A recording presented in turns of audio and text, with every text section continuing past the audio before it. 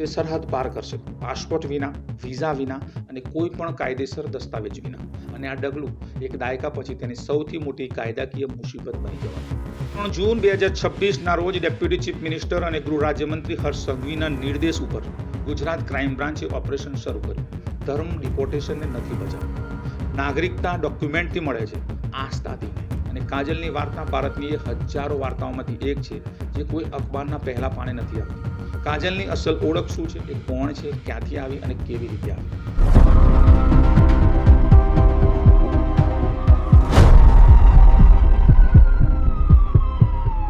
મિત્રો, ગુજરાતમાં એક ઘર હતું, નાનું સરખું, લાંબવેલ ગામમાં, આણંદ જિલ્લામાં. એક સાધારણ મહોલ્લો હતો અને ઘરની બહાર 2 બાળકો રમતા હતા.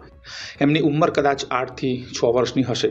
અને બાળકો જાણતા હતા કે તેમના પડોશી કોણ છે. એ બાળકો જાણતા હતા કે એમની શાળા ક્યાં છે. અને બાળકો જાણતા હતા કે ગુજરાતી ખાવાનું કેવું હોય છે. પણ આ એક વાત એ બાળકો નહોતા જાણતા કે એમની માં, જેને રોજ જોતા, જેનો અવાજ રોજ સાંભળીને ઊંઘી જતા અને અત્યાર સુધી એમને મોટા કર્યા, એમની માએ, એ કાનૂનની નજરમાં એમની મા તો હતી, પણ આ દેશની નહોતી. મિત્રો, જૂન 2026 આણંદ લોકલ ક્રાઇમ બ્રાન્ચની એક ટીમ એ ગલીમાં દાખલ થઈ. શાંત હતી એ સવાર અને પછી એક દરવાજો ખખડાવ્યો ક્રાઇમ બ્રાન્ચના ઓફિસરે. આ વાર્તા કોઈ હત્યાની નથી, કોઈ ભ્રષ્ટાચારની નથી. આ વાર્તા છે એ ફેસલાની, જે એક છોકરીએ ત્યારે લીધો જ્યારે તેની પાસે કોઈ રસ્તો બાકી નહોતો. આ વાર્તા છે કાનૂન અને ઇન્સાનિયત વચ્ચેની એ સાંકડી જગ્યાની, જ્યાં ન ન્યાયાધીશ હોય, ન વકીલ હોય, બસ એક સ્ત્રી હોય, 2 બાળકો હોય અને એક દેશ છે જે તેને ઓળખવાનો ઇનકાર કરી ચૂક્યો છે. સાલ 2012 ફેસબુક ત્યારે મિત્રો એ દોરમાં હતું જ્યારે તેને ફક્ત એક એપ્લિકેશન તરીકે નહોતું જોવાતું. તે એક દરવાજો હતો એ લોકો માટે કે જે જિંદગીમાં ક્યારેય ભેગા થઈ ના શકે. ગુજરાતના આણંદ જિલ્લાના લાંબવેલ ગામનો એક યુવક તરુણ પટેલ, બાંગ્લાદેશમાં એક છોકરી જેને આપણે કાજલ નામથી ઓળખીએ છીએ. બંનેની જિંદગી અલગ અલગ જમીન પર હતી, અલગ અલગ ભાષામાં જીવતી હતી, અલગ અલગ દુનિયામાં, અલગ અલગ સંસ્કૃતિમાં જીવતી હતી અને શ્વાસ લેતી હતી. પણ મિત્રો, ફેસબુકના એ અલ્ગોરિધમને જે કોઈ દેશ નથી જોતું, જે કોઈ સરહદ નથી જોતું, જે કોઈને ઓળખતું નથી, અને બંનેને એક સ્ક્રીન પર લાવી દીધા એ અલ્ગોરિધમે. પોલીસના કહ્યા મુજબ અને તરુણ પટેલની પોતાની જુબાની મુજબ 2012 અને 2013માં બંને સંપર્કમાં આવ્યા. ધીરે ધીરે બંને વચ્ચે વાતો થઈ અને ઘણીવાર થાય છે ને કે જ્યારે 2 ઇન્સાન એકબીજાની વાત સાંભળે ત્યારે પ્રેમ થઈ જાય. તરુણ પટેલે સાર્વજનિક રૂપે કહ્યું કે કાજલ સાથેનો પ્રેમ સાચો હતો અને કાજલે પણ પોતાની રીતે આ સાબિત કરવાની કોશિશ કરી.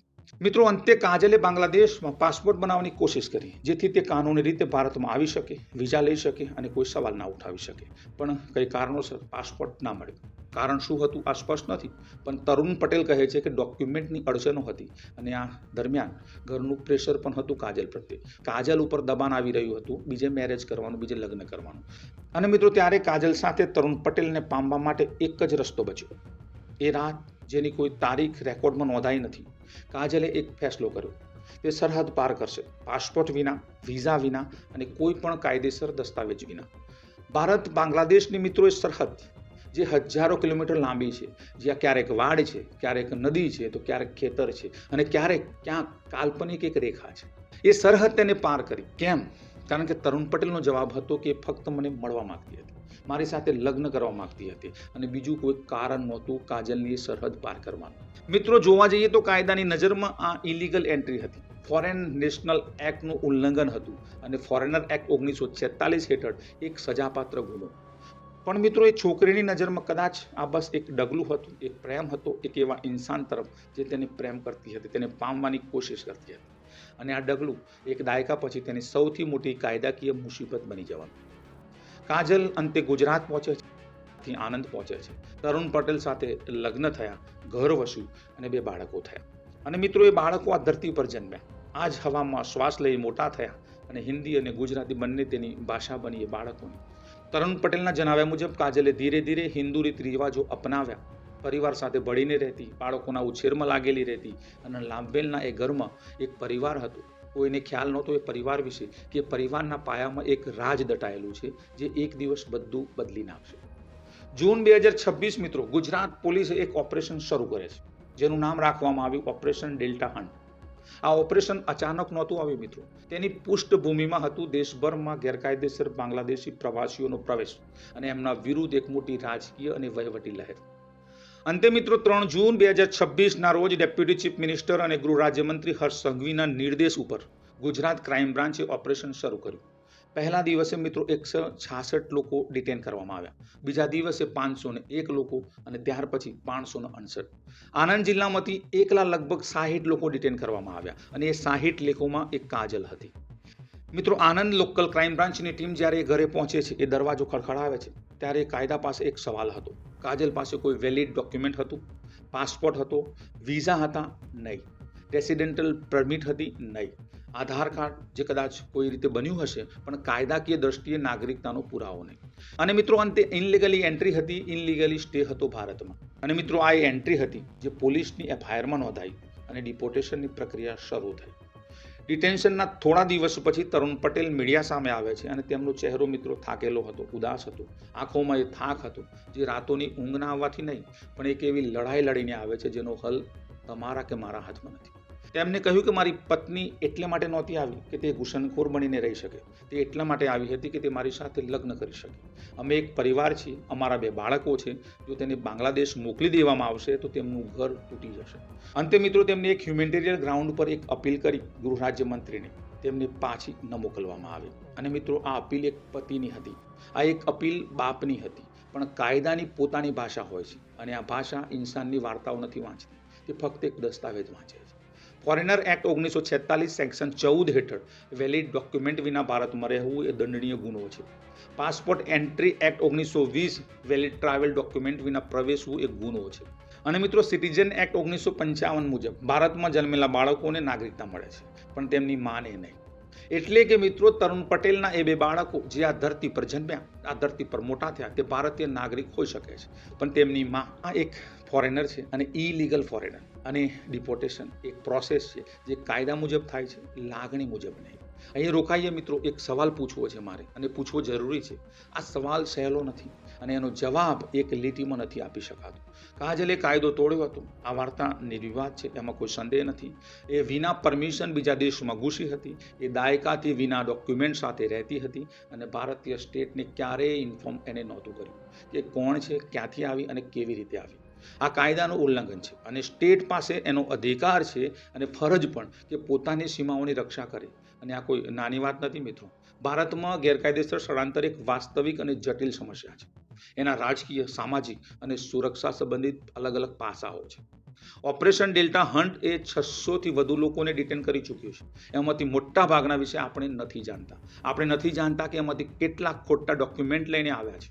આપણે નથી જાણતા કે કેટલા લોકો ફેક આઈડેન્ટિટી સાથે જીવી રહ્યા છે ભારતમાં, અને કેટલા કોઈ અલગ નેટવર્કનો ભાગ છે કે કેમ. કાયદો બધાને એક સાથે જોવે છે. પણ કાજલનો કેસ, જો તરુણ પટેલનું નિવેદન સાચું હોય તો થોડું અલગ છે. તે એક નેટવર્કના હિસ્સાનો ભાગ નહોતી, તે કોઈ આર્થિક ફાયદા માટે નહોતી આવી, તે એક ઇન્સાન માટે અહીંયા આવી હતી અને 10 વર્ષ સુધી એક ઘરમાં રહી બાળકો ઉછર્યા. કોઈ અપરાધિક ગતિવિધિનો કોઈ પુરાવો નથી મળ્યો અને આ જ એ જગ્યા છે જ્યાં કાયદો અને ઇન્સાનિયત બંને એકબીજાની આંખોમાં એકબીજા ઉપર જોવે છે. અને મિત્રો બંનેને જવાબ નથી મળતો. કાજલની ડિટેન્શન દરમિયાન પરિવારે એક વાત વધુ જાહેર કરી. એમણે કહ્યું કે કાજલે હિન્દુ ધર્મ અપનાવ્યો છે. આ વાત કોઈએ વેરીફાઈ નહોતી કરી, ના પોલીસે કરી, ના મીડિયાએ કરી, પણ પરિવારે એ એટલા માટે કહ્યું કારણ કે કદાચ એ વધારાનો તર્ક બનાવવા ઈચ્છતા હશે કે અહીંની સંસ્કૃતિમાં બળી ગઈ છે, એના રીત રિવાજોમાં જીવે છે અને કાયદાની દ્રષ્ટિએ ધર્મ ડિપોર્ટેશનને નથી બચાવતું. નાગરિકતા ડોક્યુમેન્ટથી મળે છે, આસ્થાથી નહીં. પણ મિત્રો ડિપોર્ટેશનનો શું મતલબ હોઈ શકે એક ઇન્સાન માટે? આ ફક્ત એક દેશ બદલવાનું નથી હોતું.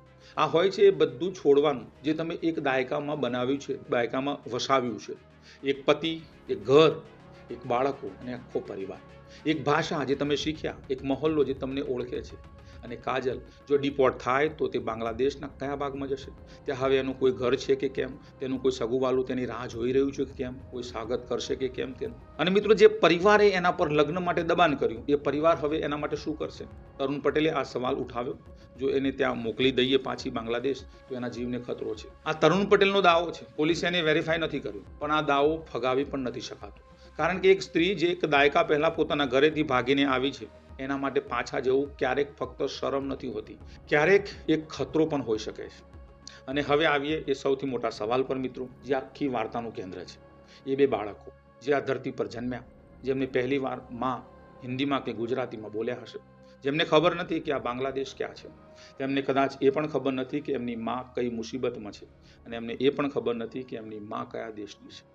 જો કાજલ ડિપોર્ટ થાય તો એ બાળકો પાસે બે રસ્તા છે.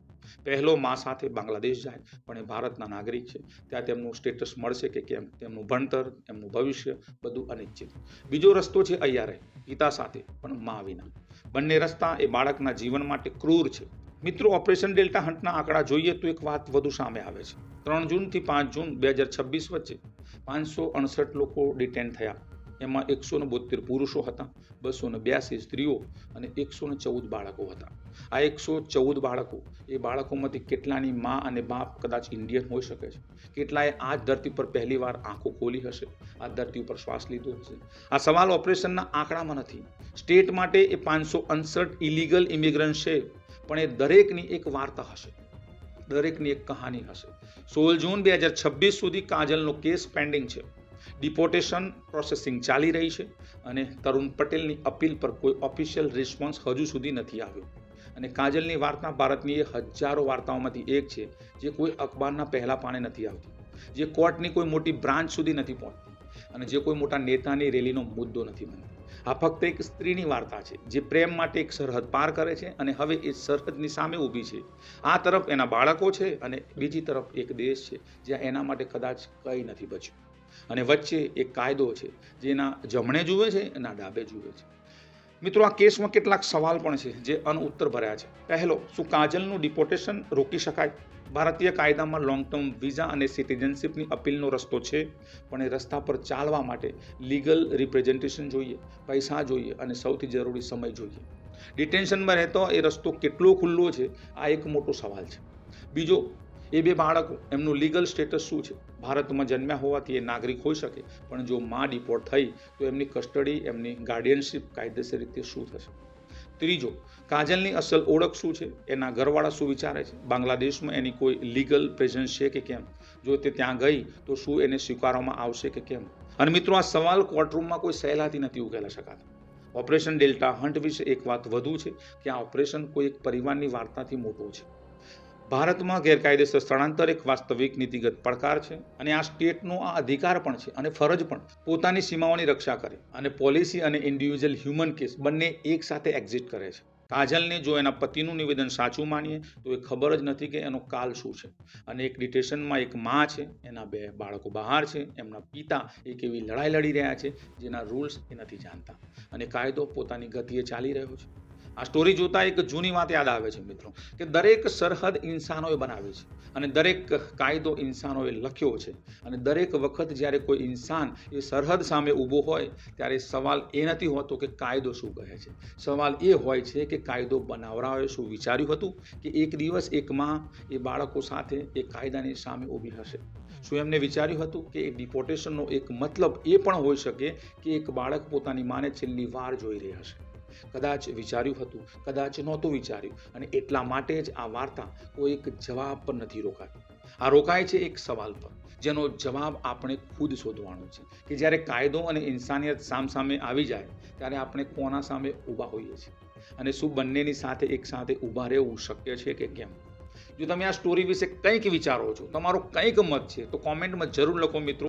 મિત્રો, ના કોઈ પ્રોપગન્ડા જોઈએ, ના કોઈ નફરત જોઈએ, એક ઇન્સાનના નજરિયાથી લખો. અને જો તમે આવી વાર્તાઓ જે ન્યૂઝના શોરૂમમાં દટાઈ જાય છે તમારા સુધી પહોંચાડવી છે, તો આ ચેનલને સબસ્ક્રાઇબ કરો. ધ ટ્રેન્ડિંગ ટોક દરેક વાર્તા એની પૂરી સચ્ચાઈ સાથે તમારી સાથે લાવે છે. મળીએ મિત્રો નવા એપિસોડમાં, નવી વાતો સાથે, નવી સ્ટોરી સાથે. ત્યાં સુધી તમે સેફ રહો, સલામત રહો. જય હિન્દ, જય ભારત, જય ગરવી ગુજરાત.